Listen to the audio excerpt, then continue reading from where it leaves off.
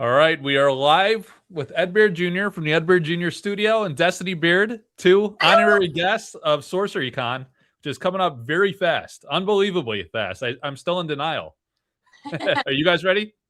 No. No. We haven't even began to pack. That's what No. we're going to start tomorrow. Yes. But yeah, no, we got a lot to do. Oh my God. Yeah. All right. Well, we're excited to have you. Like, it was a last minute kind of surprise that came together for Vegas last time. That was and they announced that was like around when they were announcing Dragonlord. We're getting some of the details, some of the teasers, some of the early cards. Now a lot has transpired. It was a massive success at Gen Con debut. Actually, you want to start there? And like, I know folks have seen your Patreon, your channel a bit, but why don't you just talk briefly about the Gen Con experience when Dragonlord first came out and what that experience was like for you guys? Mind blowing. I think that's a great word that defines that entire 4-day experience. I know, at least in my lifetime, I have never seen ever that level of excitement and fandom and kindness. And like, I just kept pinching myself. I'm like, is this reality? Is this real? It was amazing. Just amazing. And she's been with me at shows, Gen Con specifically, since she was in a toddler's chair. So, from 91 on, and I had, did 21 years at Gen Con, and we had never seen support, even at the height of the MTG era when, 94, 95, when I did all the legend cards, and that was all, it was not even close a comparison. The support, the excitement, and of course, well, the lines. I mean, what the heck? They were literally around 4 or 5 wide, down and around the entire exhibit hall, got the security's attention. They came over to us going, what the heck is all this about? And we're like, you got me. It's like, it looks like it's all for this. It was absolutely insane. And so, we never had anything like that ever before. And in my 37 years at the time in gaming art, nothing like it. Yeah, I was gonna say, like, with respect to the lines, there was a little bit of that frenzy type behavior going on during the COVID era, like 2018 to 2020, I want to say. But that's not like a normal thing at all for lines to be wrapping like all the way around the building. And you guys you said it was like that the whole weekend, pretty much, right? All 4 days. Yeah. We had to actually allocate product, certain amount for each day in order to make it last. I remember. We didn't bring a small amount. There was a big amount. But it was just it was you had a perfect storm. You had all of that promotion that was being done from TCG Player. They started off with, I think, 1 week. Then they did 3 or 4 weeks worth of introducing a new reveal. I think it was Talam Dreg. They did the Add an Item.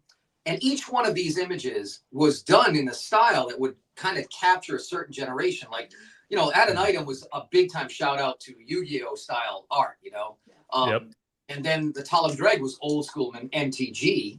And then, of course, so you got all of this hype that was going on from TCG Player, which was after the window for ordering, for distribution and everything else, unfortunately.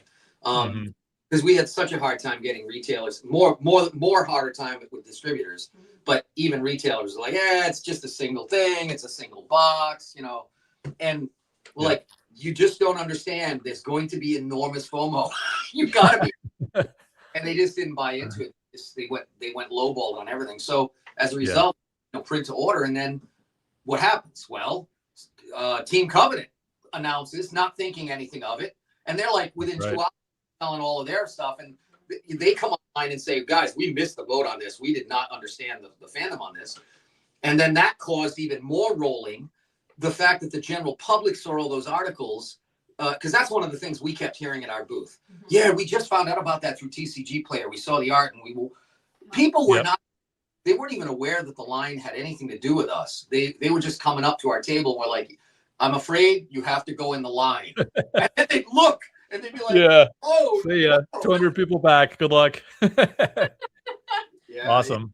So you had Gen Con, and then there was I guess the next event where you were featuring Dragonlord was at the Baltimore event. So I saw you there for SCG Con. So that kind of was a nice follow-up because they went into Gen Con was like the big kickoff of this organized play type thing. having guest artists and whatnot. And then they started doing the Star City Games conventions, and you were able to come to Baltimore along with Scott Kirshner and Liz Danforth. And also there was one other artist there, not like co-located with you. Jeff Lobenstein was around the corner. I don't know if you ended up seeing him. So there's 4 sorcery artists. And it was really fun because we were off like to the side. There was like this whole sorcery area section and pretty good traffic there. It's not the same scale as a Gen Con, but it felt pretty large and significant. And now here we have SorceryCon again coming up, and we're expecting, I'm going to say we're probably around 300-ish people. I think in Vegas we had maybe 400 and change. That was seasonally much better. It was like a sexy destination trip and everything. This was a lot more shorter notice. We really struggled finding a venue and dates that would work for us. So we had to settle for like these colder winter month dates. But we're super excited. We got 12 sorcery artists, 3 alterists, people coming from all over the world, fans and artists. It's pretty incredible. So we can't wait to have you back. Well, thank you. And thank you for having me on tonight. But I will say, to the international aspect of this event, I would say this is probably a little more international than what Las Vegas was. Probably, yeah, I think it was like more than half, which is unreal, between the politics, the weather. I mean, like every obstacle we're dealing with these days, and they're still coming. It says a lot for the event and for sorcery, and like how great it is for artists to engage with the fans and whatnot. We love to see it. Yeah, and you know what else is going to happen there? You know, the fact that there's 300 people versus 450 or whatever you had in Vegas. Yeah, it becomes a much more intimate environment. There is more quality time that can be spent with each person that's interested to talk and chat about anything, history of the, you know, what was behind the painting process, sketch process. So now we have this time, much more time to talk. It's more casual. We are definitely going to be looking at international attendees and artists and stuff, as well as people flying from all over the world. Yep. But I think that the fact that there's a few, 100 or so less is going to actually make it that much nicer. Also, we have the charity quick sketch, which, for an hour, we're going to sit there. And speaking of which, Mike, if you wouldn't mind bringing up on the screen an example of what I'm going to do. I'm going to pretty full-blown drawing sketch. In fact, I just bought my Copic markers, so I've got all the shades of grays and blacks. Nice. I mean, we got some nice stuff. Yeah. Yes. So that's me in the process of doing one of these. I think that was a 14 by 17. We're all going to be bringing in, I think, 11 by 14 or 12 by 17, some kind of in that ballpark for a pad to work off of, because it's convenient for a lot of the artists that were flying. So that's the size we're working on. But contrary, there is a different way, a lot of ways of approaching a quick sketch. I was the head MC and coordinator for the Steel City Comic Con and Pittsburgh Comic Con quick sketch for 34 years. And I had to organize it and get the artists involved and stuff. And we did a strictly Sharpie and Crayola crayon. So that was what everyone had to use. Okay. And we would do for 2 hours. All of us, there would be 13 to 14 of us, right? And they were from different disciplines, comic books, some were fantasy, some were all different things. And we had cartoonists, we had graphics. So there was so many different styles and techniques being brought to the table on that in the audience, which was usually around 100 to 200 people, maybe a little more, would have something for everybody. There were some artists that would bang out 3 to 4 pieces in an hour or more, quick sketches. And then there were like myself who would literally take the entire hour and do a high-end piece. So we had people that were coming in. I had people, collectors of mine, that were like, we're going to buy at least $100, $150 worth of tickets because we want a good chance at getting that really elaborate piece by Beard, because they know that my pieces go for several thousand. So you'll get that kind of a thing. And then you're going to get other artists who are going to do quicker drawings, and they're going to produce more, so that therefore there's going to be more opportunities for the attendees to win. And they're going to, so we're going to have a whole wide variety of styles, techniques. And that's something we didn't have in Las Vegas, is the ability for these people to come over, the attendees to come over and see us doing our work right there. And to introduce what you're talking about, because I don't know if everyone universally knows. It's weird. There's like some people on Facebook, some on Discord, some on different Discords, right? And some that only watch YouTube. I find every time I do a video, I discover somebody new that's not on any social media, and they're like, I just saw you on YouTube.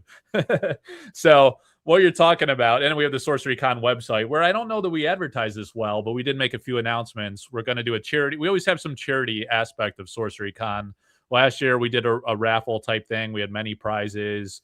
I think a lot of the artists donated like prints, and there was a painting. There was all types of like great prizes. And Eric's Curioso was very generous with several prizes as well. But what you were getting at, this was your idea too. So thank you for this. It's going to be a ton of fun, amazing, engaging experience where the artists will sketch for an hour. We're going to block like an hour. I think we're going to do it on Friday because I think Brian Smith is coming in just Friday to Sunday. Most of the artists are there the whole time, Thursday to Sunday. But Friday's kind of the day where people start showing up for the weekend. I think Thursday might be a little lighter.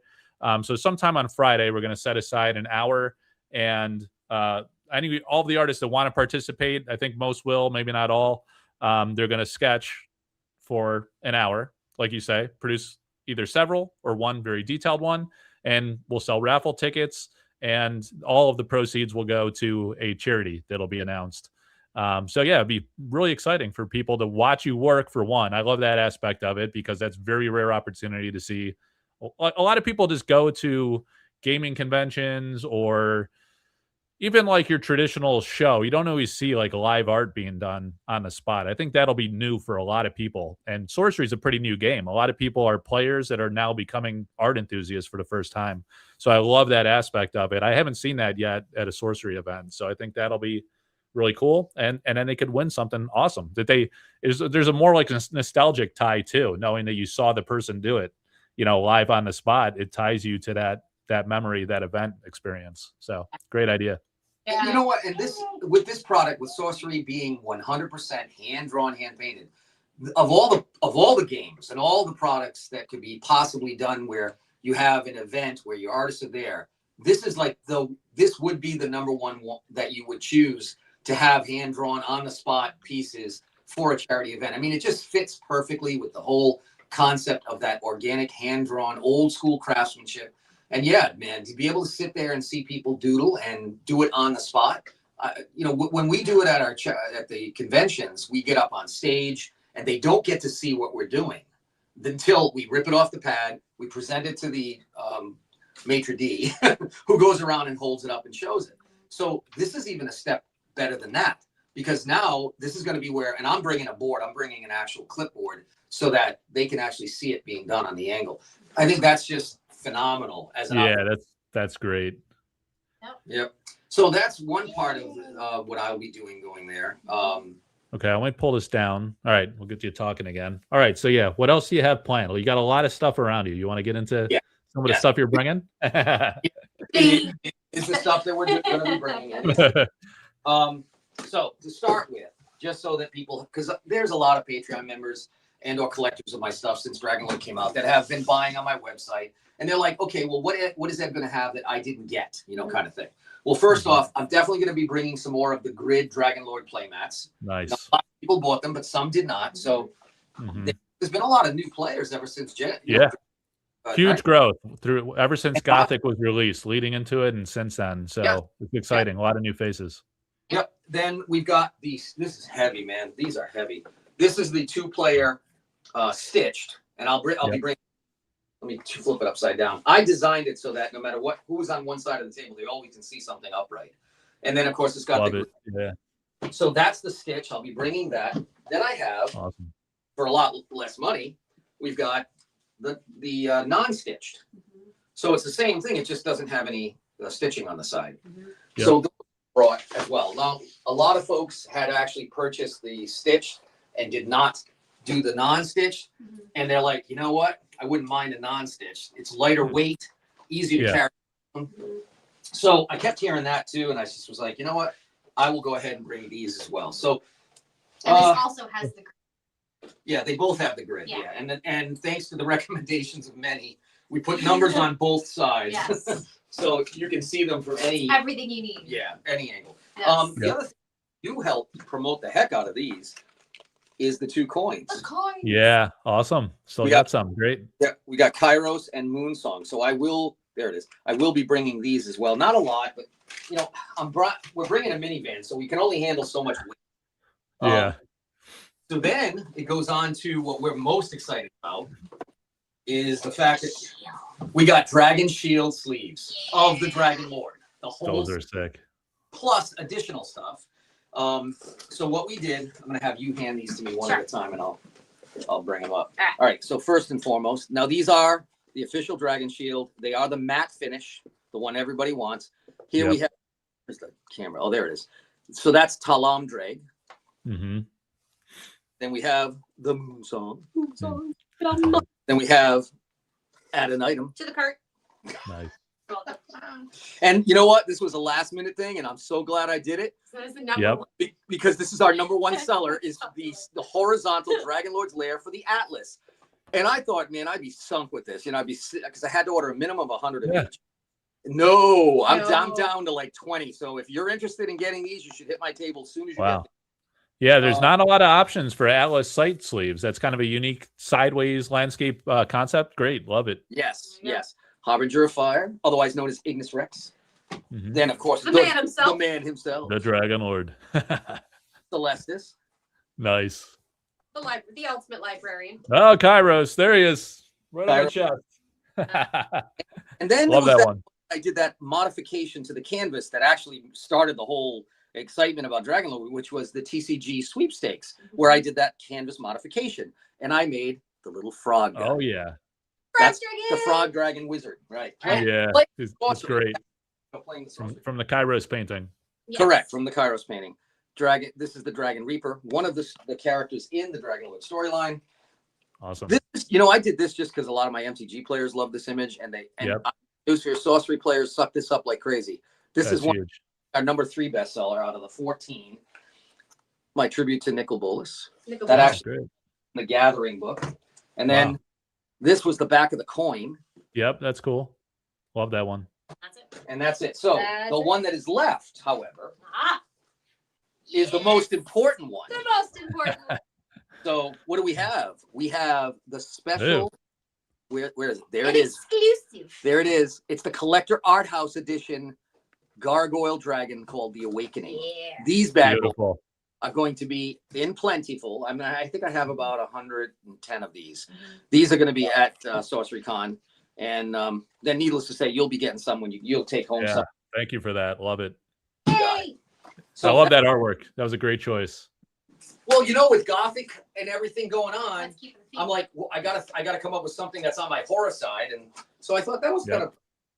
Now I cannot bring a lot. I can't bring inventory of my throw blankets, but we did produce the throw blankets, and so what I'm going to do is I'm going to bring this sample, and anyone who comes over, checks it out, they can place the order, and it's free shipping. So that's how we'll make it, especially domestic. Continental U.S. Continental U.S. Yep. So there's your. Specify that. There is the. Wow. So this is a woven blanket, guys. This is not printed. This is amazing. Woven. It's made in North Carolina. Even though it's the ice dragon, it keeps you wicked warm. Yes, it does. But it's the last loom in the country. So we're still somehow manufacturing here in the States on that. Then the Ignis Rex. Wow. Awesome. Literally fire and ice blankets. It's the I feel like that's brilliant. Love it. I feel like I'm in a commercial for clothes. It's for any home arrangement. But wait. Those are great. So that takes care of that. Oh, so wow. Then this is why I'm like, I don't know if I'm gonna fit all this stuff, right? I'm being strapped to the roof, so we got to make sure. Come on. I am not. You know, it's actually a nice feature to buy a throw, like to order and then get free shipping later, because it's going to be difficult for people to travel with a huge blanket like that anyway. That's actually preferred. Yep. You get to see it in person and then make a decision. There it is. The actual very nice. From your There sleeves. it is. Awesome. So we have everything that we had before that a lot of folks didn't get. We'll have the Dragonlord. Yeah, and those prints look amazing. We saw them at Baltimore and Vegas. Yep, Draco. The ones you could reveal at that time. Now we get to see all of them. Yes. Nice. Draconis. Yeah. Yes. There she is at an My item. girl. Again, Celestis. Mm-hmm. This one, which doesn't get a lot of attention, but that's Seraphine Con rule. That one is a kicker. Yeah. Yeah. I love the borders. The borders are awesome on these too. I have a set of all of them. Yep, the borders. They're all going to be boarded and bagged. Mm-hmm. Then we'll have some of the bigger ones. These, that's the Shrine of the Dragonlord. That'll be rolled, so it's easy. There's another big one, the Cradle of Ethereum, and we're gonna These are all signed and numbered limited too, by the way. Yes. So they'll be numbered and signed. Tell them, Drag, the classic. Classic. That has hidden objects. Ignis Rex. Yeah, it does. That. Well, a lot of them do, actually. Yeah. And then, of course, and then that one. I mean, come on, that's got one. And so there you go. Then the one that everyone's been asking, they're like, are you going to be able to bring him? And so now I'm looking at, my God, I have to bring every size. Oh. From the mountain. So Harbinger of Fire, otherwise known as Rex, and those are great. We're gonna I got Kairos. Yeah. I know you're hooked up. I think you got everything, right? Yeah, I think I could do. Yep. Yeah, they're all great, and it's cool because they have like they're like patterned, you know, as you can see on the sleeves and the chest. Because I've seen like some that are just like pressed on and they're very square and clunky. I love how you design these and they fit nicely into the fabric. That's the way to go for sure. Background. Real nice design. So that's the bulk of the kinds of products. We're gonna have all the Dragon Shields. I've got, except for yours, I have, like I said, only about 20 or 25 of the Dragonlord's Lair, which is for the Atlas, and then the rest I'm somewhere between 50 and 75 because we have been selling them. So and we've been selling them because a lot of my Patreon members were like, "Oh, I want to have my thing sleeved before I go." Yes. Because they're spending the time doing it there. So so many of you and I have shared Patreon members, but then many that we don't, and those are the ones we're bringing the product for, so they can get it there. Most important thing, however, and that's been long awaited, and and the whole thing about this is I had to wait until Eric and the team, which included Chase, Drew, and everybody basically that was working at the SCG events. I had to wait for them to give me the okay and say, hey, we're pretty much out of product. We're not going to be offering it at SCGs anymore. And whatever's left, we're going to be offering at the Avatar of the Realm, which we don't know the date on that. Right. Yeah. Put it down. So I've been waiting and waiting. So here we are. What is this? 8 months rough? No, 7.5, 7 months. Yeah. 7 months we've been holding back on releasing the signed and numbered limited edition box version of the Dragonlord that comes with the autographed cards and stuff. And because I didn't want to confuse the market. We needed to let the secondary market do its thing, figure out where the boxes are going to hang. And boy, we keep seeing that seesaw going on. In fact, we were looking the back up to 285 on average from it's been strong. And now, like, as soon as it disappears after Avatar of the Realm, that's it. I mean, Eric's Curiosa won't have it. You're literally the only person that has it, because we know stores didn't get much. It was somewhat widespread, I guess you could say, but thinly spread. And some got nothing, so it wasn't even that wide either. Europe got like practically nothing, so it's been difficult. And people are coming from Europe, so they're excited. Are they going to have the opportunity to get it now? So yes. So now that I've been given the clear that whatever they have a very, as I got confirmation on about what they had. They're like, and we got whatever was left over from Atlanta, and a very small quantity that's going to be at Avatar of the Realm. They expect that will be it, but it will be that. What I'm offering is not really the same thing, because mine are the signed and numbered boxes. They're strictly high-end collectibles. So I don't know if you guys can see that. I'm in by the number one. Yep, right at the bottom under the signature, under the logo. Yeah, that says 1 of 1. This is the number 1 box, but every one gets signed and then numbered. And so this is what you get: the signed and numbered box, and then inside you get up to all the cards signed as part of the package deal. When I do my autographs, and I did this at Gen Con and SCG Con, what I do is, like, especially with MTG players, a set of 4 is a play set. I charge $10 a piece. Then every card after that is 5. So at the end of the day, when you got 14 cards and you calculate it like that, you're basically looking at about $70, $75 in value for signatures, right?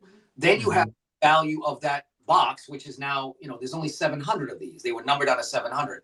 So that is less than 10% of the total print run. In the collectible market, which I've been involved in for decades, for figurines, all that stuff, like Hummels, for instance, if you have an open edition that's not a limited and they sell for $100, let's say, and there's 10,000, 20,000 of them made, and they produce a limited edition, the limited editions are probably they're typically 25% of a print run, not just under 10. But even at 25%, they roughly are about 2.5 to 3 times the value of whatever the non-limited is. Same thing with artist proofs. You know that situation. So yeah. So roughly, what if you've got a $285 or even a $250 average value going on right now for a sealed box, the limited edition, it should have sold for, based on that 2 times. You're looking at a $400 to $500 box, right? But then throw in the added additional, $75 worth of autographs involved. Now you've got another added value. So we looked at it like back when we first did this. I knew from the beginning that I was going to be putting a price retail on my website when I was finally able to sell the signed and numbered versions of $299. That's what we were going to do. And so then I've been waiting, and I've been like, because the seal box has been selling for that or more for so long. And then finally over the last month, it started to come down as low as like 200, 215. But then it went right back up again as soon as Atlanta was done, right? As soon as the inventory. Yeah, a lot of people thought they'd sell out at Atlanta and that would be it. And I think they almost did. It's like whatever residuals was left, it'll go to After of the Realm, and that's it. Yeah, so it was a very attendance at that event, as I was told. Yeah, it was right after New Year, like January 6th or something, I want to say. Worst possible timing. Right after like a major holiday where everyone just traveled or spent money or they're exhausted from family or whatever. Getting back to work. Yep. So I have looked at it this way. I knew that my retail on my website without sale or anything was going to be with the service. So that's the signed and numbered box with all 14 cards signed. The whole bit was going to be $299. But then I've been looking, I had to be careful because the market's holding that 250 to 285 mark. And I had I got to be careful. I cannot come out so low comparison to the non-signed box and the sealed box, because this is supposed to be, it's less than 10% of the inventory. It's super limited, signed and numbered. This should be holding a higher value, but I also don't want to price it out of the market value. So I just talked to the guys at EC and I said, I'm going to keep it where it is. I'm going to stay there. We're going to hope by the time SorceryCon comes out, there will be a leveling off so I don't tank the market, because I don't want to come out and then all of a sudden, I'm either at or below what's on the current market. But it was hopeful that it was going to stay around 200, and it didn't. So because it didn't stay at 200, because I was figuring, okay, if it's at 200 and I'm selling at 299, I could offer it at a substantial discount at SorceryCon only, maybe $75 off, and I would still be slightly above what the market is for the sealed. But now that's not the case. So I got it's going to be hard for me. I haven't made a final decision because of this massive last couple of week fluctuation. I know that I'm going to probably be less than what the market is right now.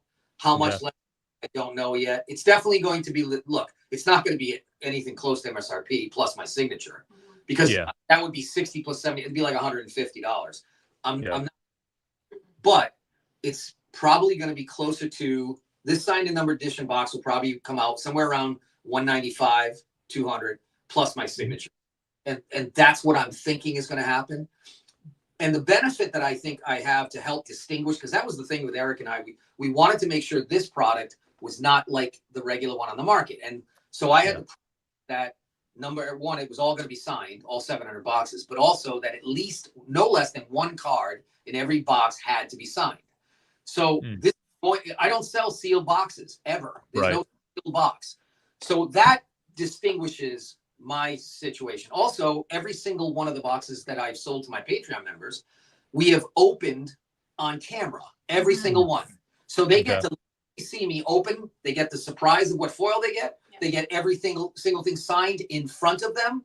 So it's it's a full service package. They're getting the box that's limited. They're getting the signatures, and they're getting a video document for Providence, and they get to keep that forever too. So mine's more of a service kind of thing, and I'll be doing the same thing at SorceryCon. Basically, they sit there in front of me. I will sign every one of their cards that they've chosen. They get to choose whatever they want. Some people say non-foils only. Others say do the whole thing. Some say do the foil, but do it on the art side, not the foil side. And they get to ask whatever they want. But I'm going to be somewhere in the ballpark between 200 and 250 is my guess. I'm giving everybody a heads up so they can plan financially, I may be able to come closer to 200 if the market levels off. But we've only got 4 days. So So just to like summarize and clarify a few points, because there was a couple guys in chat. One said he just discovered the game 2 weeks ago. Another guy a month ago. So they probably never heard you talk before. They might know you from your other career experiences over the years, decades, really at this point. But the way this Dragonlord set worked is Ed got a little less than 10% of the print run. So he got the 700 copies. And his is the only way you can get it numbered and serialized between 1 and 700. So you don't sign. If someone bought a box from Eric's Curiosa, they buy it sealed, or they bought it from some store, right? They get it sealed. So if they go buy it from some store, open it, and bring it to you, you're not signing. You're not numbering those, certainly, right? It's only ones that you sell. You have 700. You're going to number all of those. You're going to sign the box. And per your agreement with Eric's Curiosa, you have to sign at least one card, and you're giving people a choice: one, all, just a foil, just whatever they want. So it's differentiated. That I normally charge at the shows, they're getting it all inclusive of the price. Yep. Yeah. And I got to say too, if others are new, the shout out for the case you had it in is one of those Bearish acrylic cases. Bearish is the company. It's a custom fit, precision measurement, right to fit. Super custom. I can hardly ever get it out. I mean, they have that new lock slide feature too, which is awesome. Yes, on their new. A real fun thing. It's like a Chinese. Yeah, well, you want it to be safe and secure. Before you had to put it like on the weighted side on the sliding panel to make sure it stays, but that's actually a nice design change that they did. Yep. Fantastic. Yeah. Yeah. But at first, it's like a Chinese puzzle. Clicks in, and then, you usually don't want to take it back out after you click it in. It's for display and preservation. So it looks awesome. All right, so people can get it at SorceryCon. You bringing a lot, or what do you think? Okay, so, oh, man. How much? Maybe you don't want to say. I don't want to put you on the spot. How much can I fit in the minivan with all the convention, I'm probably not going to bring, I don't know, maybe 30 cases tops, 40 cases, maybe not cases, boxes. Really? Okay. Jesus. I would say like you better bring like 100. Oh no. I'm probably going to bring 30 to 40 boxes is my thought, because they take about, I don't know, what do you figure, how long does it take for us to sign and number the box and then all the cards? 10 minutes? Yeah, that's a lot of work. Yeah, so if I do 40, that's 400 minutes. 600. So that's like it's worth the signing. Yeah. In between everything else. So I'm thinking somewhere around 40 boxes. I am going to have to cap it off, obviously. 40 boxes. That's what I said, boxes. Okay. Yeah, individual Dragonlord boxes. Not cases. Just so everyone knows. I think you'd sell 40 cases if you brought them, but I don't know. But people can sign up for your Patreon, and then are you doing the sketch card thing still, like only for Patreon? You want to talk about that at all, or did you stop that? Go on. Yeah. That was started that back in July, talking about it. We opened it up for signatures and getting things going on contracts with everybody back in November. Yep. November. And the cutoff date on that was January 30th. January 30th. Yeah. And so we got more than enough of that. I got like 196 commissions. So wow, yeah, you'll be busy for a while. All right, so let's say people can't come to SorceryCon or it sells out, right? Like, how do they get it after SorceryCon? Is there a way to get it from you? Yes, that will be on my website, edbeardjr.com. So that's Ed, BEARDJR.com. Okay. It will be under the sorcery category, which is up on the top, across the top. You'll see the sorcery logo. Word. And then it'll be available there. I'm thinking I'm probably going to put it out about $2.99. I will most likely do a release. We'll call it a release price. Mm-hmm. So it'll be at least slightly discounted from the $2.99, which was our official retail from day one, regardless of what the market said. I knew what we thought it was going to be worth. And come to find out, with the $250 to $285, it's still holding on with a sealed box. I was probably under. I kind of was under a little bit. It probably should have maintained that $400. But I look at it this way: I don't want to be the one selling it at the premium secondary market rate. Let's call this the MSRP of this signed and numbered edition. Mm-hmm. So non-signed and numbered, non-autographed, $60, right? That would have been MSRP. The limited edition of less than 10%, $299 retail. That makes sense because that's what we based it on. What actually happened? Well, I mean, it's crazy that, the prices they're getting for the boxes, but it's because of the just not enough product. Yeah. So I'm going to have it on my website at a slightly better discount than that. Our Patreon members will be able to, we just got through, today was actually the last day for a special discount price for our Patreon only. Once I get back from SorceryCon and I get some feedback, I will probably introduce the second wave of discounts for Patreon members. It won't be as good as the one we just had, but it won't be too far off. So it'll be less than what's on the website, and I'll have a coupon for that. So a lot of folks might say, you know what? Shit, I didn't even know that Ed was doing a Patreon. And, we're painting. See that question mark in the background there, that green thing? Oh, yeah. That is a painting that we shall not that Mike has seen. Yeah. If you join Ed's Patreon, you get to see him paint live all the time. It's freaking awesome. Yeah, it's amazing. Yeah, and then folks a lot of fun. $5, shit, I'll join Ed's Patreon, check out all the art. And because of that, you get access to getting the better prices for the Dragonlord boxes. But do not join my Patreon to get a box, because I have had that and I won't sell it to you. If you join my Patreon for for like $5 and only a month and say, oh, okay, I just want to buy and then take off, no way.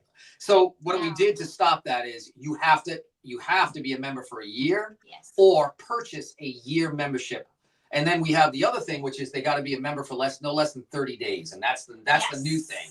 Because we're trying to weed out the scalpers who are just looking to get my stuff and flip it. Yeah, right. So, but that is another way for many people who won't see me at SorceryCon, would like to get a Dragonlord and signed and numbered with autographs, get it recorded on live, broadcast, and then be able to do it affordably, somewhat more affordably, and probably way more affordably than what the regular boxes are selling right now. So it's a great deal. Yeah. And my Patreon. I mean, we're out. We're like this month alone, we've had 34 hours of broadcasting. Yeah. Yeah. Well, were you on for like 3 hours before you came on my show tonight? You were going for a long time, painting the whole time. Amazing. We did a 6-hour stream the other night. I was like, we have to log off because one, it's almost 1 o'clock in the morning, and two, YouTube's gonna kick us off. Yeah. Yeah. You reached the limit. Someone in chat was talking about like your infectious energy, and I was just thinking to myself, like, he was literally just sitting there painting for 3 hours. Like most people would be destroyed and just sleeping, There, Mike. I'm getting there very fast. Yeah. And these events are a whirlwind too. 4 days of just talking to people. You're doing signings. If fans are gushing on your work, I mean, it's a lot of fun, but it's draining. They're long days. I'm only thank goodness for Destiny being with the old man, because I do it. So now there is something really exciting that tonight you are going to be offering, or should I say, I'm offering through you, which is a contest for those individuals who have paid attention over the last 2 years about the storyline behind the Dragonlord and all of the characters within the Dragonlord. And I believe we have a multiple choice if people cannot get it, if they just don't have the answer. Right.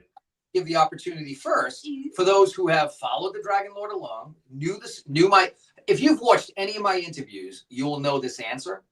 So the question, as we will now present. Before we do that, Mike, tell them about what they're going to win tonight.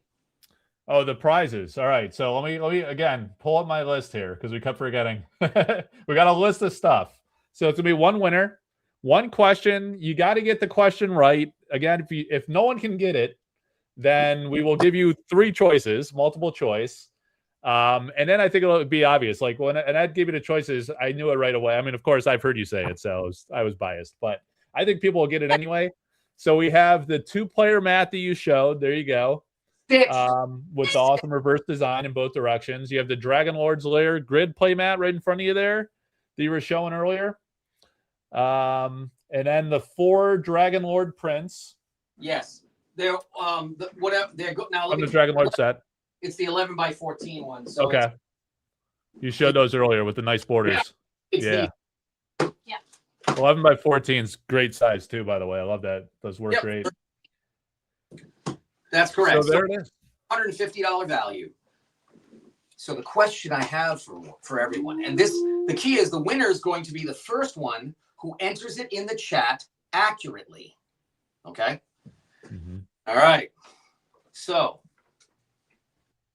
the Dragonlord is an omnipotent being, but also benevolent. And at the very beginning of time, and the beginning of his creation, as he was about to bring forth life in all different ways, not just the dragon kind, but many different kinds, he wanted someone, something, to document it and keep track of it. So I guess what we're really asking here is, what character and what is that character actually in its true existence, in its truest form? What is Kairos in its truest actual form? Oh, look at that. He's got the shirt. He's got the shirt. There it is. So here's your question. The question is, what is Kairos in its actual form? What is he truly prior to meeting the Dragonlord? There you go. All right, so before you even finish your sentence earlier, people said Kairos, but you weren't asking what character is it. You're asking what is Kairos. So now some are saying Kairos the Archivist, so he's an archivist. Not quite right. That's all. No, what is Kairos' true existence, the true form of Kairos? What is he really beyond the physical form? I'll give you another hint. Beyond the physical form, what in my storyline that I've talked about every time I mention Kairos, what is he in actuality? He existed prior to the Dragonlord. So what is he? I think they got it. I'm going to scroll up just to make sure who said it first. All right, so we got a bunch of Kairos. The new guy spelled it a little wrong, but good effort. The spelling of these cards, man, it's like the hardest thing. This is the guy he just discovered a game 2 weeks ago, and we're in it like years now. And we all right, so Mike Richard Jr. says time. Correct. Is that close enough, or do we need a more complete answer? That's that. We're not gonna play. We're not gonna. That's the essence, because there were like a few others that were like very. Let me find. I saw another one. So like Bizarro Prime, who's in your Patreon, I know he says aspect of time. Yeah. Aspect of time. Did they say it first? Well, Mike Richards said first. He said Kairos, the Archivist, and then just time. I think if you look, there's the couple more. He is time. The aspect of time. Yeah. What do you think, Destiny? There was a few others that said, someone said physical embodiment of time. That was the new guy from 2 weeks ago. I don't know how you figured that out. Yeah. The word I use all the time is aspect of time. Yeah. Yes. But physical embodiment of time is correct as well, because the Dragonlord, basically what happened is, in the beginning of all things, the Dragonlord's communicating across all of these vast celestial beings, and time itself said, look, you know what? You're looking for someone to document. I am the ultimate archivist. I have watched and been here from before, and I will be for all after. Mm-hmm. And I would very much like to know what it is to have a physical corporeal being for a change, you know, to be able to outreach and feel and experience things. I think that's what actually Brandon Wood actually said. Oh, there it is. It says Kairos is older than the Dragonlord, as he is the physical embodiment of time itself. The Dragonlord provided him with a vessel to become his companion, who documents all of his creations. Wow, that's a very that's a pretty complete answer. I don't know, but I feel like Mike Richard is the first one that said Kairos the Archivist is time. I mean, the perfect answer would have been the aspect of time itself, but that would have been in essence, it's time. So, and let me say, Brandon Wood had the most complete answer. Okay, he did. What I'm going to do. This is what's so cool about being the guy that does the art, right? How do we fix this mess? Yeah. It is a mess, and I knew it was going to be prepared for the mess. You get a car. Yeah. You get a car. Door number 2, the pig. No. All right. So we're definitely going to do. What's the gentleman that said time? Brandon Wood. No, time. Oh. That was Mike Richard Jr. I think it was. Mike, you get the first place prize. Absolutely. You're going to get the full package, everything we talked about. However, the next person that said, who was second in line? Brandon. It was Brandon Wood. Yeah. Who gave the most thorough answer. Yes. I'm going to, I'm duplicating this prize, giving away another $250 worth of prize. Damn. Going to Brandon Wood. And who was the third place? You know what? Ed? There's like a weird thing here because now I see the timestamp says 10:12 for both of those guys, and they were within 2 people apart from each other. And I swear I thought I saw Mike Richard and then Brandon, but now I'm seeing Brandon, someone else, and then Mike Richard. So I think you just bailed me out because I might have botched it. Or sometimes I feel like the chat like skips and catches up. Like I do lives all the time, and I start yelling at like my audience. I'm like, "What the hell are you guys doing out there? No one's talking." And then like a couple minutes will pass. It'll be like a barrage of like chats come in, and I'm like, "Oh, okay." Like it's lagging. So I'm putting people to sleep here. What's the problem? All right, excellent. Then that works out great because you had 2 winners at the same time simultaneously. However, it was very close. At the same time, but there is a third one. Am I correct? Wasn't there? Let me see. So we had Mike Richard and Brandon. He just said the words aspect of time. Okay, let me see. Yeah, we should award it. Oh, yeah. So Bizarro Prime is the first to say aspect of time, which I think is he was next. Well, then actually quoted me correctly. So he will be the final winner of another $250 prize. Very generous of you, man. It went from 1 to 3 in a blink of an eye. And that's it. No more places. Hey, less to throw into the van. Helps everybody. Here's what you got to do. If any of you guys are going to be at SorceryCon, you can pick up your goodies there. That's because I'll have it all there. Anyone that's not going to SorceryCon that won, they can just send you all of their first. It's got to be telephone, email, name, and address. And again, this is all continental U.S. You can't be from Hawaii or Puerto Rico. I don't ship there. You could pay me to ship it there if you'd like, but then you take full life cost. Yeah. But domestic U.S., I'm responsible. It's my deal, and we'll ship it to you, and it's all free. I'll pay for all of that stuff. You guys are just winning. Yeah. Yeah, baby. So we got. I know who Bizarro Prime is. I know he can find me in my Discord for sure, and I think he's in my Patreon as well. Mike Richard Jr. and Brandon Wood. Those are new names I don't recognize on YouTube, but oftentimes they're probably guys I talk to every day on Discord or they're on Facebook. So we know them. You know them? All right, good. Because I didn't want to, just in case they didn't know how to find me. All 3. We know all 3. They're all on your Patreon. But Bizarro's in my Discord and everything too. So he's a sorcery guy. But that's awesome. Well, then, Mike, you got nothing to worry about. So just tell, to those of you I'm sending it to you over Facebook Messenger so we can remember these 3 names. But you know them. You got it. Yeah. So just to the 3 that won, just send me a message on either my Patreon or through my website, edwardjr.com. Yep. And you just say, "Hey, man, I won," and then I'll hook you up with your prizes. Woo! If you're not going to be at SorceryCon, if you are going to SorceryCon, please do me a favor and just pick it up there. I appreciate it. Yeah. But we're not done. There's more. Oh my God. More. Give me the additional bonus package. What's the what? The what? The Dragon Shield. Dragon Shield. Get the Dragon Shield. Dragon Shield. All right. I'm writing the names down as well, Mike. Every one of those winners is now getting the bonus. Yes, indeed. Mike Cervati, Collector Art House, Dragon Shield, please, as an additional bonus out of nowhere. Oh, those are nice, man. I can't wait to get my hands on those. I might have to head over to the Learn to Play booth with some of the new guys. One of my buddies in Patreon is helping me plan like the after party event we're going to have with the artists and stuff. He's a really nice guy, really generous with his time. Him and his wife are going to be facilitating the Learn to Play. His name's Agent Paco. I'll introduce. You'll see him. You met him at our dinner in Baltimore. He actually helped organize that whole thing. All the goodies with the stickers and like the printed menu. He did all that himself. The guy's amazing. Super nice. All right.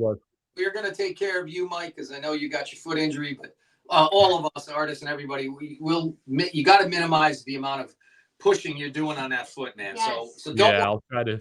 We're all there for you. Yes. You just call us. Hey, we need a little help. Not a problem. And honestly, I know you were thinking of that dinner out at that restaurant. But if it's, I mean, you heard the response. All of us are like, hey, man, we can just chill out and have pizza at the place. Whatever's easiest for you, rather than having to navigate, an Uber or whatever. Is it Indianapolis again, though? Yes, it's Indianapolis. Should we tell them about the nightmare that we had? Yes. Yes, let's tell you. I've never been to Indianapolis. I have no expectations. I only know Peyton Manning played for the Colts. Educate you to our Indianapolis Gen Con Uber experience. Oh my God. So we had Jeff Menges in the car. We had myself. We had Chase from Sorcery. We had everybody in the car. We're trying to the pizza place. That's where we're all meeting at. We got stuck. All of a sudden, everybody just stopped, and we're like, "Why are we stopping?" And there's all these people dressed in random costumes running down the street. So apparently, it was a marathon that no one told us about. So the road got shut down. We all had to get turned around. The only other route, we got stuck in line with a bunch of people that were dropping off boys and girls in cowboy hats. 19 to 21-year-olds were going to see the latest pop star of rhinestone shoes. Rhinestone shoes. And so the road was shut down again. We had to get into the car going, this is the greatest moment of my life. Great. We thought wild. Celebrity, joke show. Oh my God. I mean, nice, like major Chevy Tahoe, whatever the hell, kind of like a limousine thing. That was crazy. And so everybody in the line, as we're going by the college, there's like thousands of people in the line, and they're like, "Who are you?" And we're like, "We're lost. We're trying to get to a pizza place that's 2 blocks over, and we can't get there because every time the guy he goes, I gotta get there, and he races and he's trying to beat the crowd, and the cop shuts the damn road off. So we literally wound up having to go like 7 miles out of the way to loop back around. Yes. Oh God. Like I'm just warning you, it can get a little weird. No, not that. Yeah. But yeah, if you don't want to go, that's fine. We're cool. I feel good right now. Knock on wood. I always knock the table on my head. But I think it'll be all right. Nothing's gonna hold me down from this. I've been waiting for this for at least. We plan this year round. Some people don't realize like how much effort goes into it. Literally every Wednesday night we have a 1-hour meeting. 52 weeks a year. We take off for the holiday weeks, but pretty much every single week of the year. It's a lot of planning. It's a lot of effort, and you guys are gonna see. If you didn't make it to Vegas, you're in for a great experience. It's really amazing. And I think you're right. We're going to have like maybe 100 less people. It's going to be a little more intimate, and it's going to be a lot of fun. Great connecting with people. Awesome. Yeah. And the live drawing, many of us will draw from the time we're there. Yeah. So now I'm going to be doing, a lot of signing and numbering, but on my play mats, especially the new double, the 2-player mat, I got tons of spots. I can do a quick dragon head and stuff. So I can up the that I couldn't do when I was at the Vegas show because I didn't have anything really. Right. That it's gonna be a little bit fun. I think all the artists are gonna participate in that way. I'm excited to meet all of the overseas artists or Juan. Is it Juan from Mexico? Yeah, Juan Machuca is coming up from Mexico. We got Vincent Pompetti coming from Europe. Super exciting. I was hoping Severin could come too. They both live in France. We got one of the two this year. Maybe next year we'll get Severin. We'll see. But she just had she just had a first grandchild. I don't know if it's the first, but one of her kids had a child like recently. She's like, I got to stand. You know what's funny about that actually? Mikhail Nagy-Paul's coming back. He's from Slovakia area, and he came to Vegas. He just had a kid like recently. I was like, are you sure you could come? And he's like, oh yeah, I'm coming. Yeah, absolutely. That's the thing is, like, what really helped us was Vegas was so awesome and such a great experience for everyone that like several came back, and then a lot of others like heard it was really great. And all the artists in Sorcery are really collegial and friendly with each other. We have like group text message threads and stuff. They give each other advice, so they all kind of bonded, and they're promoting SorceryCon. Like, you got to go. It's amazing. It's a lot of fun. Awesome. Yeah, I looked at the guest list of all the different artists and whatnot. I'm like, I don't really know a lot of them. Yeah. For me, it's Dustin Brosad. Yeah. I mean, I got 3 altarists they're awesome. Andrina and Dustin, really high profile. And then I don't know if you've met Steve Osmankowski. He goes by Centerpoint on the Discords. Yeah, I have seen. point on, and that's right. Osmond Skowski. He's not on our Patreon, is he? He might have. I think he submitted something to your altar contest. That's probably where you heard it. Yeah. Okay, cool. Yes. Yeah, he's a big art enthusiast. His dream is to paint for his sorcery, so he's like working really hard at it, trying to improve his skills. Yep. Awesome. And now we got speaking of up and coming, you got Dustin Prasad banging out some like Rubens and Rembrandt quality stuff. He's incredible. Wizard in the den in the library, kick the shorts off everybody, and that piece was just jamming it. That was insane. And so I'm currently working with my agent to see if we can get Dustin more broadly published, and a lot of the things that I do, which is for mass market stuff. Because he's getting there. He needs to paint bigger. That's the biggest issue that in license. They need to have pieces no less than 16, 20, 18, 24 big pieces, which is why because these things can be turned into posters. They can be done giant jigsaw puzzles, and you need to have that size. So, but I mean, I've been talking with Dustin for a while, and he submitted a beautiful piece. The Vont Draconis, that piece that sold for a pretty penny there, and you hosted that auction. Yeah, $1,000 I think it went for at auction. Yeah, that was a great one. So it's absolutely not possible that Dustin doesn't get picked up for sorcery. It's actually he's a perfect fit. Yeah, it's mind blowing right now that he hasn't already, but that's going to happen because there are of all of the potential candidates, he is ripe and ready, and he's been ready. He's definitely. Hopefully that will happen. I understand recently there was an announcement that Eric will only be in attendance via Skype or something like that. Yeah, it's going to be Friday night at 5 p.m. He's going to call in. It'll be 5 p.m. Eastern if anyone's listening on different time zones. So he'll be calling in. Unfortunately, he couldn't be there in person with a personal matter. But yeah, so the altars were certainly, and some of these artists, like coming from internationally, were really hoping that they'd never met him in person. They've emailed with him, maybe talked to him on the phone. He does a lot through email, from what I understand. So it's kind of like that was a thrill too. He came to Vegas. A lot of artists met him for the first time after. He's been commissioning these artists since like 2018. The ones that were involved in Alpha. So you think about it, that was 8 years ago. It's unbelievable. Like think about like how much time has gone by. It feels like sorcery's only been around for 2 or 3 years, but a lot of us discovered it like pre-2020, which is unreal. 6-7 years at this point. Yeah. Oh, and believe me, your life. It really is. Well, I'm gonna have a perfect example. It's the biggest of your life. It really is. Example of how it's still now being discovered, right? So there's a retail store, big one. I think it's a multiple chain store in Louisville, Kentucky, and it's like Through the Decades. It's called Through the Decades Collector or something.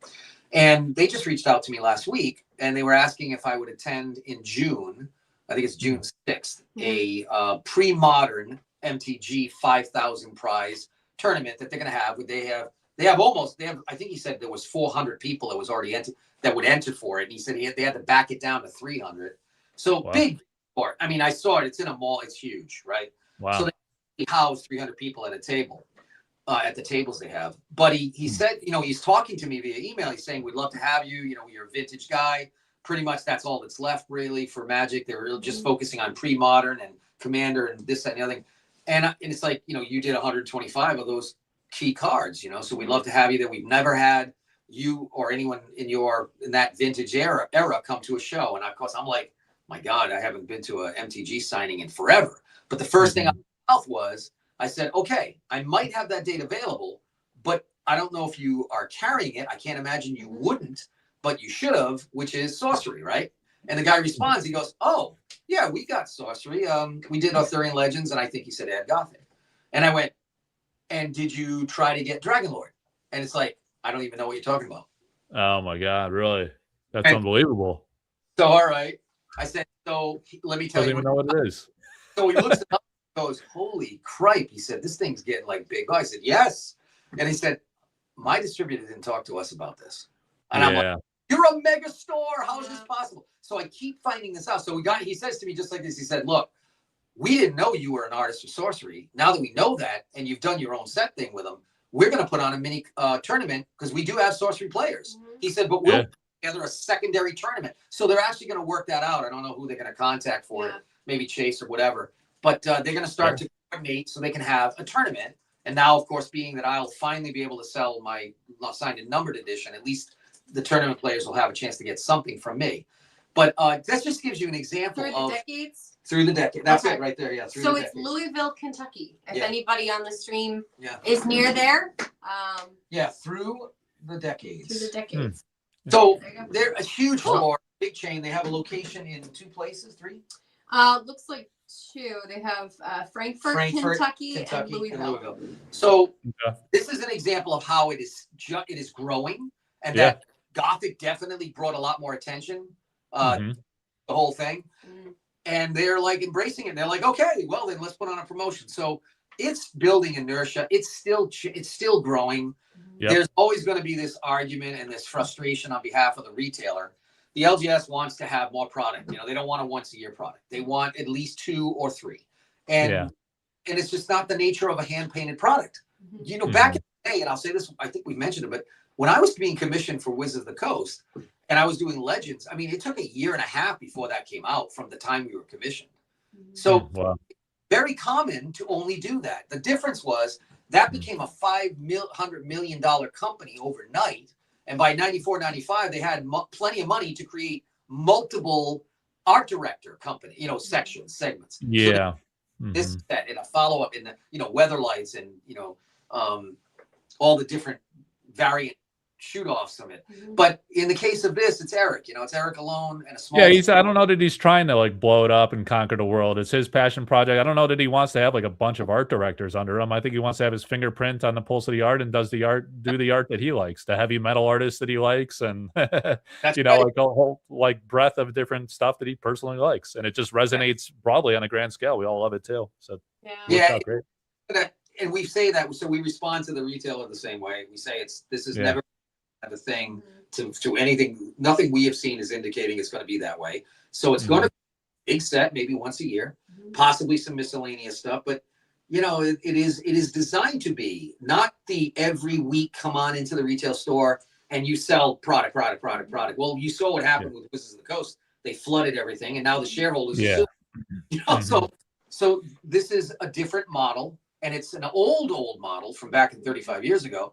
And I think gaining steam. I think from what I was talking with those guys, they were like, sure, we would like it that way, but we got to admit it is still a solid audience and we don't want to lose that customer. So that's very different from what was happening a year and a half ago when we were trying to sell Dragonlord and they were giving us walls of resistance. They're like, yeah, it's not enough of a product. It doesn't come out enough. It's only 1 product a year. We want 3, 4 stuff a year. So I think that it's become such a solid, repetitive, you know, secure product, and there's enough of especially all of the MTG players who have been flipping over to Sorcery because they want that feel of the old school original eclectic styles instead of the homogeneous streamlined look that Magic turned into. This is the beauty of it. And so I just see it as continuing to grow strong. I personally, just so you guys know, I'm working on stuff that we're going to be doing for the future sets. So I can't talk about it, but there you go.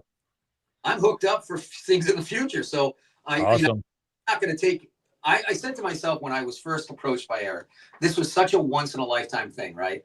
But then I thought, Jesus, man, nobody commissions hand painted work these days. And as long as I'm willing to commission it, I'll be taking it. Because it's so much fun. It is fun to know that I'm doing this hand painted work and inevitably it'll be published on this game card and people will understand, the collectors will understand, this whole new generation and the older generation will understand that this is old school craftsmanship. I mean, I haven't experienced that in 25 years, 20 years. 20 years, actually, 21 years. Because 2005 was the last time I had published game art in MTG. So it's that long and everything went digital and now AI and all that. So it's just what a wonderful throwback. And it's for all of us older people that, thought we would never get a chance to do that again. And then the younger crowd that's coming in, that's getting to do stuff that really shouldn't have happened. In the world we're in with the digital tech and the AI tech, who would ever have imagined someone who was going to successfully finance and produce a card game that was all hand painted? Years ago, I would have laughed and said, yeah, right, I wish. Yeah, I loved it. It's creating that opportunity for like veterans like yourself that have been doing this for decades, and then also new artists that are taking the time to learn that skill, and now they have an avenue to do well financially with it, where otherwise those opportunities are very limited, and you gotta turn to digital or something else. So a lot of people just want to do hand painted traditional. So it's beautiful. I hope more projects emerge and start embracing that culture. And there's been spin-off things too with all these altarists and stuff. Yes. That was the thing with Magic, and now here's another game where all the fans love the altars and artist proofs, all that kind of stuff. Yep. Renaissance of the whole ecosystem of hand painted traditional on any medium, all shapes and sizes. And here you are. You're a younger. What are you, 41 or something like that?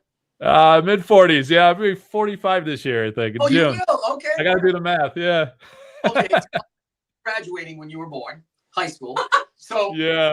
So I'm thinking of that and going, how cool is it that you got a 45-year-old guy who has affinity in his late 30s for original art that you hop on the project, right? And now you have single-handedly promoting the crap out of young artists who are altarists that have limited to not much exposure beyond that world of altering. And it's wonderful, and it's a wonderful world. I mean, doing altering properly, like I've seen many, like Dustin does, and some of these other artists that you have, they've done a good job, great job at micro painting. It's absolutely fascinating. It's a Fabergé eggs among the hand painted world. And they do a great job. But now you've brought them into a world where there's more opportunity doing larger scale pieces, not financial end, but also expanded use and so forth. And they would have not been able to get that opportunity because they would have just stayed in their altering world, which has been around for a while. And it has the same groups of collectors and so forth. And it's not going to expand beyond, this is what we're paying. Yeah, it kind of does feel like it has a ceiling, and it really is a grind too. I mean, they work really hard, long hours. Like people look at those cards and like, wow, that looks amazing. They have no appreciation for like how much time that actually takes.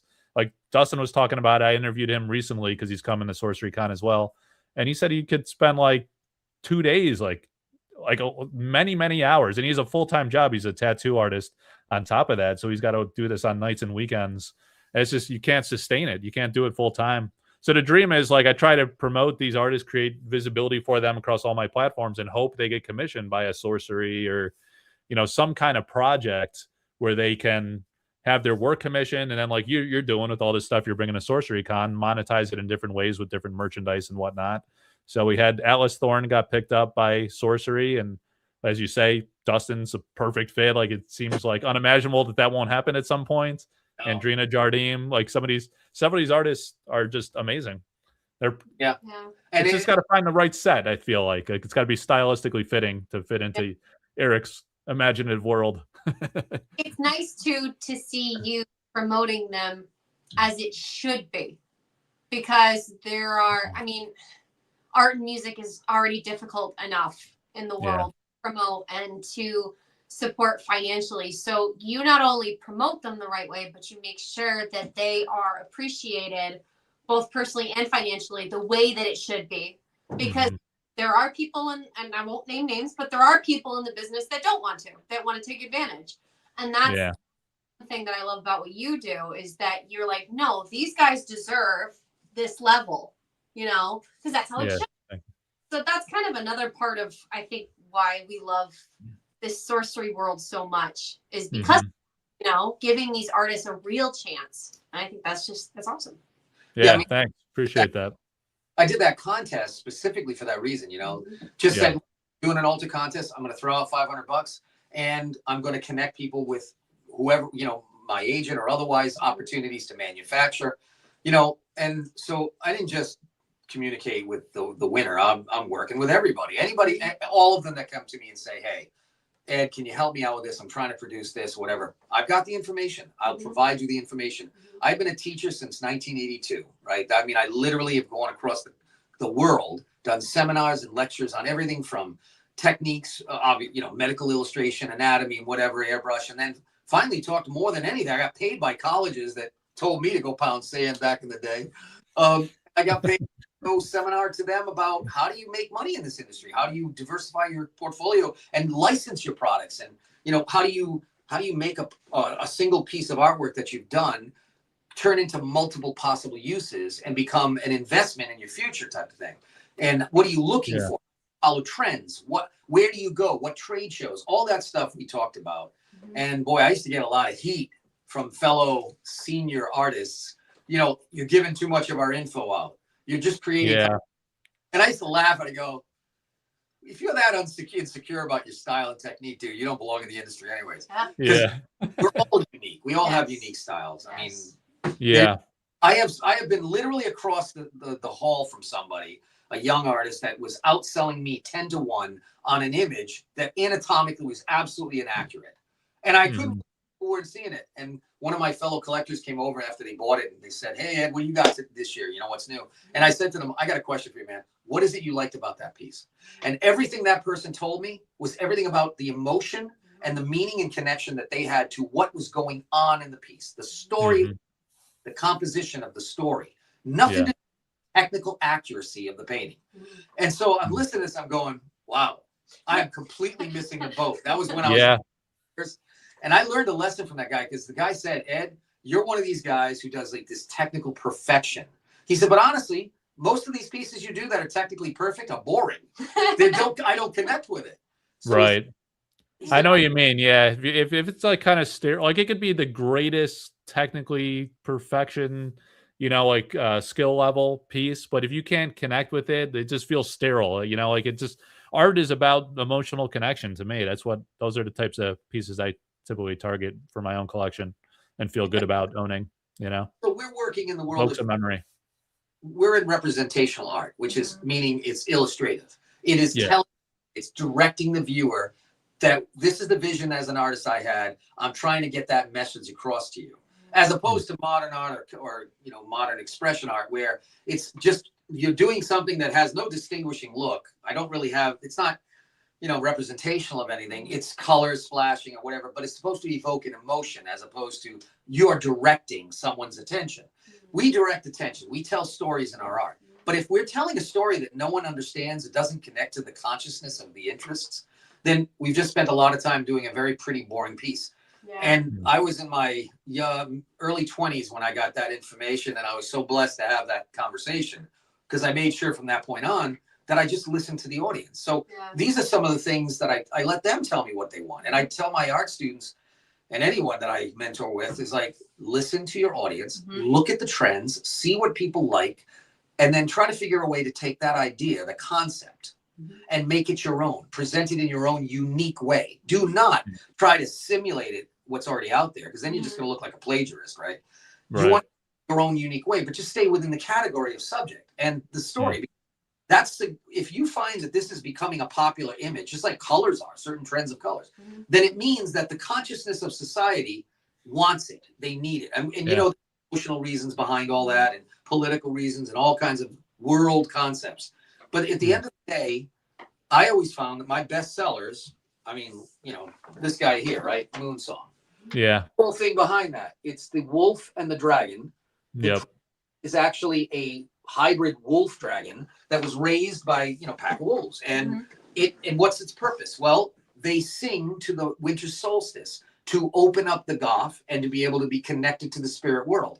All this was a mix between Mayan ancient lore and South American Indian in the United States. It was actually just storytelling. I watched like different programs that were all talking about, you know, the ancient Incan and Aztec, and then also the American indigenous tribes. And they were talking about what the symbol of the wolf, the timber wolf, meant to them, and how it traveled through their, you know, history and their lore and storytelling. And I thought, I wonder if anyone's ever done anything bringing the two cultures together, having the dragon, the Quetzalcoatl type thing, but merging it with a wolf and having it be they work together.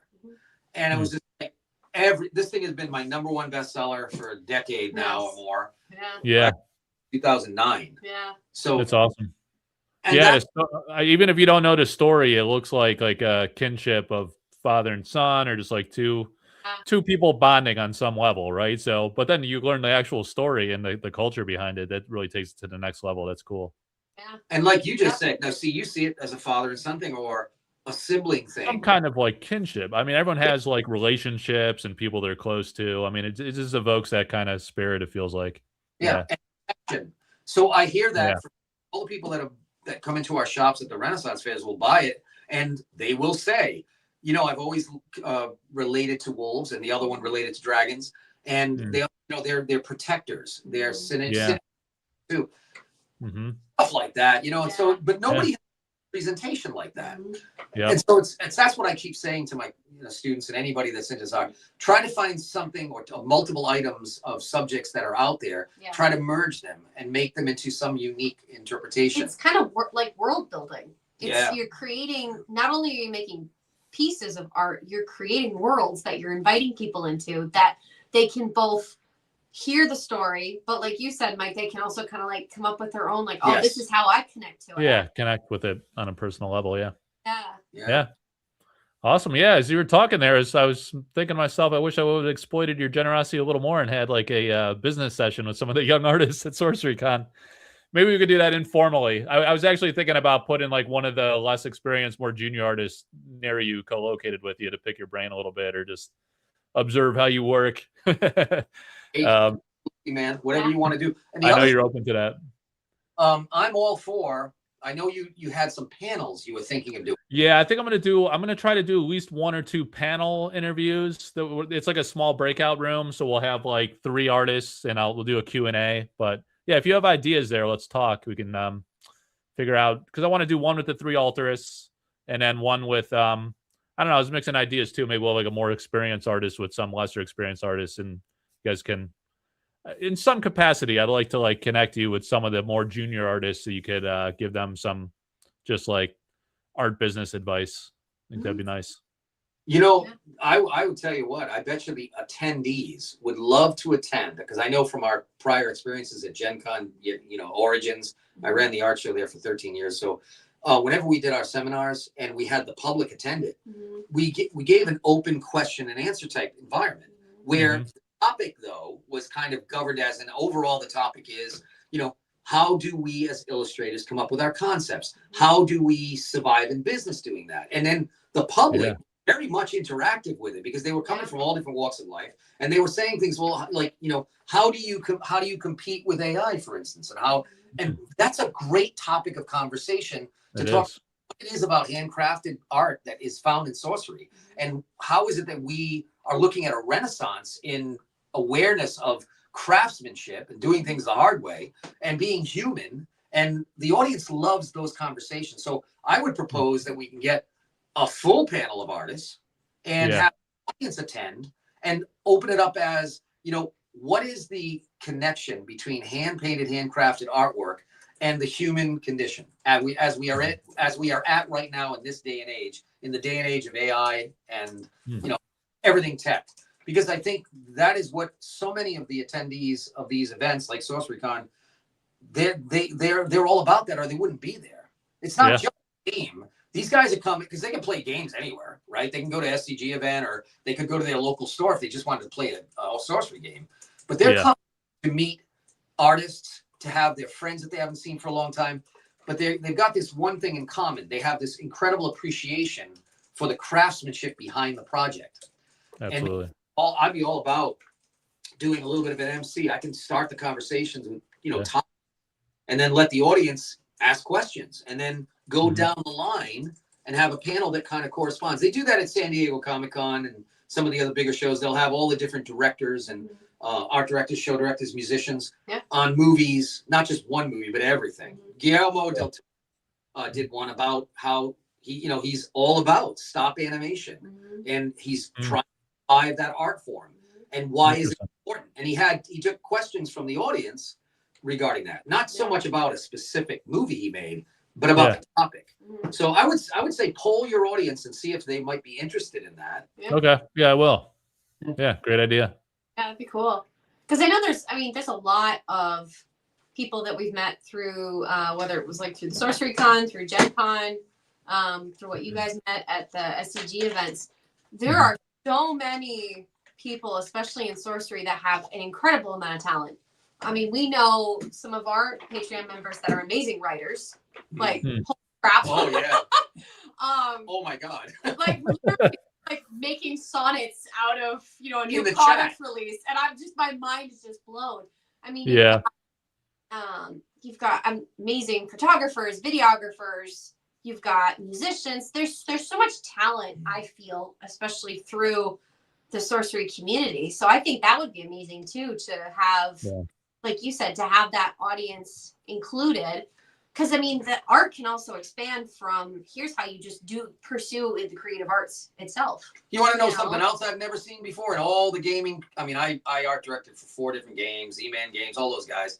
And I've been to so many conventions over the 37 years, and I have never seen a game in a short period of time sprout out the interest and provide an environment for up and coming and even amateur artists to have an opportunity to do altars. Yeah. And more important, that even are self-admitted that they're not professionals. They haven't done anything in art. They out of the blue decided to do this, and they're just now experimenting and learning. And while they're learning, they're getting the support of the community to the point where they get missions.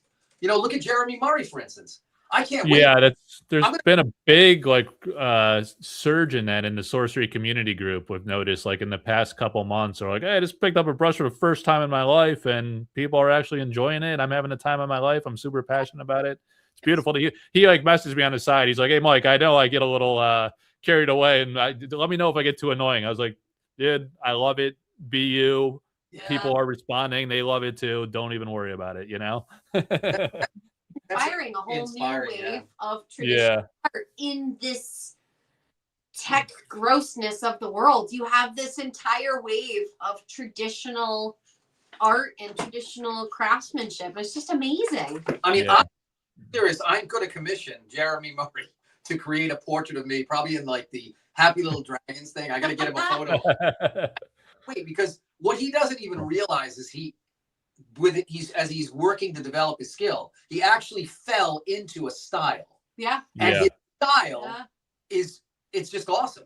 And I don't even know, I mean, look, there's always different techniques, right? Think of cartoons. Cartoon Network, right? So you had Samurai Jack had a very angular, rough style, right? Then you had Foster's Home for Imaginary Friends. I'm speaking to the generation that probably knows it. So all of that, there was these distinctive looks. It wasn't about super realism. It wasn't about ultimate perfect, execution of light and shade. It was about style. It was about fun. Style, yeah. It's got a signature look to it. Like you're right. When I see when I'm just scrolling, you pull up Facebook and it remembers like the type of stuff you're usually logging into. I see his stuff like every day, and I'm like, oh, I don't even have to read it. Like I know that's him. And all the sorcery artists are like that too, and all the altarists are very unique and different. That was one thing. Like as I was working with altarists to work with, I intentionally looked for different styles. So I love that diversity. Seeing people's unique personality come through their work. It's cool. It was. I think her name is Desmodona. It's. I think her name take off the Gargoyles cartoon with Desmodona. Was it Desdemona? Desdemona. Yeah. So, go to my website, edbeardjr.com. You'll see I've seen her around. Yeah, you'll see all the artists that are listed that were in that did the contest, and she's one of them. She did the cutest things. She did the cutest Kairos. I want it in a plushie. I want that in a plushie. Yeah, I've seen her in Discord sharing her stuff a lot. Yeah, it's cool. She has some fun ideas. And she's channeling things. She doesn't even think she knows it, but she does remember the cartoon. But I saw this latest one, which was kind of like a Grim Reaper at a lemonade stand type thing. Yeah, the kissing booth. Yeah, I was just thinking of that in my head. I was like, I'm pretty sure that was her. That was the classic. So I looked at that and went, oh my God, this reminds me of a cartoon. What is it? It's like a Jamaican dude. He was a The Grim Adventures of Billy and Mandy. That was the show. The Grim Adventures of Billy and Mandy. It does look exactly. It channels that. It's unique, but it channels that. And I'm like, that was what my kids were. I remember my kids watching that. So there's a whole. It's nostalgia. It's nostalgia. All of He's picking up from that. Relatable. Mm-hmm. So that's where I think there's influences in our lives that create our styles and techniques. And but I have never seen it blossom as much as I have with the sorcery community for these artists and these altars. They've got so much of a bigger opportunity and forum to communicate with your different pages and the community group and stuff. So Yeah.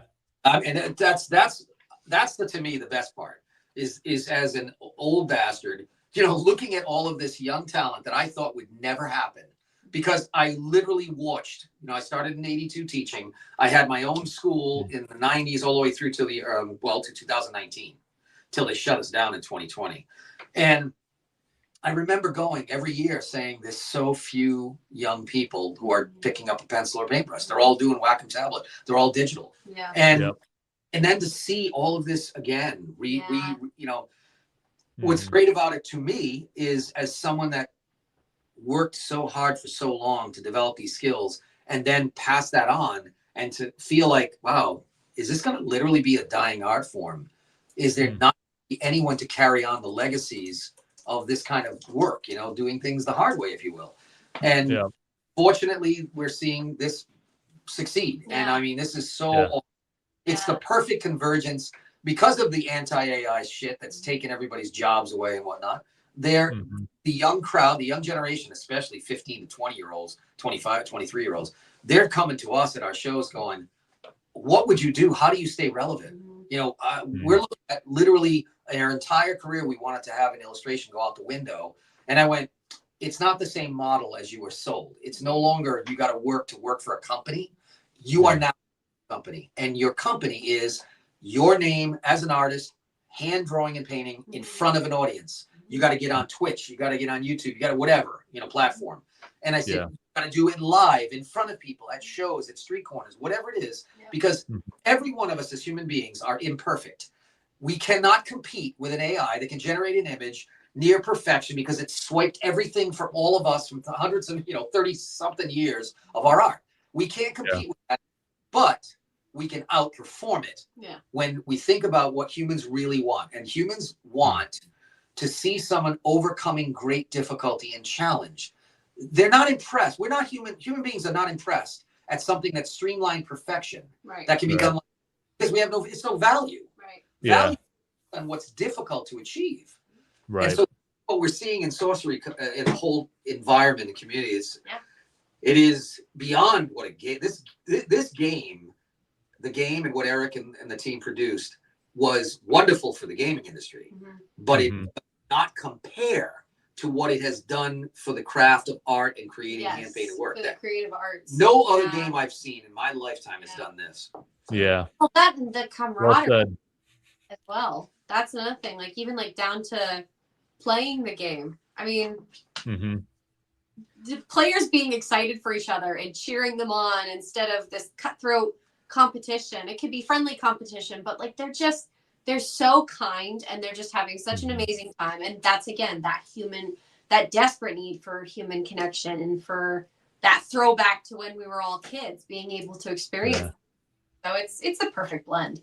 And I think next week's going to be great because you get to, you guys corralled all the artists together, and now people get to not only play, but they get to meet them, they get to talk to them. I mean, it's awesome. Yeah. Very cool. It's going to be great. Can't wait. Yeah. Super exciting. Yay. Yeah. All right. Well, good weather. Yes. Because it's a 2-day drive for us, so we're we're hoping for the best that we don't run into any weather. If it stays like it is, and you got to get yourself some kind of trolley or taxi to take you across the airport. Yeah, I'm gonna exploit it a bit. I'll get the old man golf cart at the airport treatment. Yeah, it'll be all right. I feel okay. I'm excited. I'll be running on adrenaline for sure. So it's all good. Nothing's gonna hold us back. Yes. Well, you've worked very hard at this, and we're all behind you, and we're hopeful that we can all together make it a phenomenal experience for everybody that attends. We're all for sure 10%, that's for sure. Yep. Yeah. All right. Well, thanks, Ed and Destiny. I really appreciate the rundown. I think you got people plenty excited. Hopefully, we'll convince some people to make some last minute decisions here and get out there. Yes. Awesome. Yes. Incredible. Thanks for having us. Yes. All right. Have a great night, everybody. Thanks again for coming on. Take care. See ya.